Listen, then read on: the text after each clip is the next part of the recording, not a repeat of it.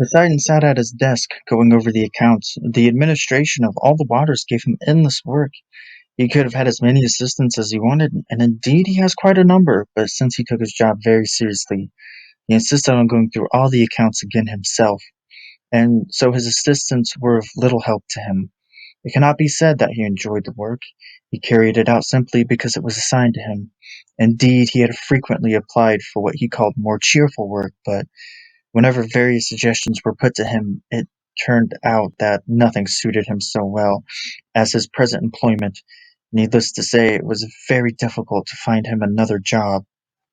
After all, he could not possibly be put in charge of one particular ocean, quite apart from the fact that in this case the work involved would not be less, only more petty. The great Poseidon could hold only a superior position, and when he was offered a post unrelated to the waters, the very idea made him feel sick. His divine breath came short, and his brazen chest began to heave. As a matter of fact, no one took his troubles very seriously. When a mighty man complains, one must pretend to yield, however hopeless the case may seem. No one ever really considered relieving Poseidon of his position.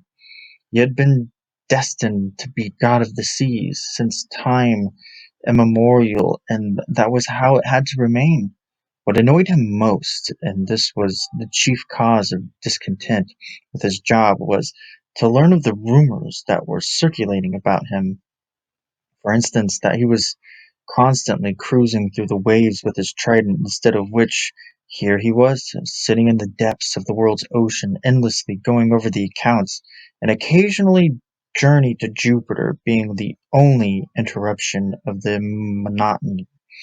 A journey, moreover, from which he invariably returned in a furious temper. As a result, he had hardly seen the oceans, save fleetingly during his hasty ascent to Olympus, and had never really sailed upon them. He used to say that he was postponing this until the end of the world, for then there might come a quiet moment when, just before the end, and having gone through the last account, he could still make a quick little tour.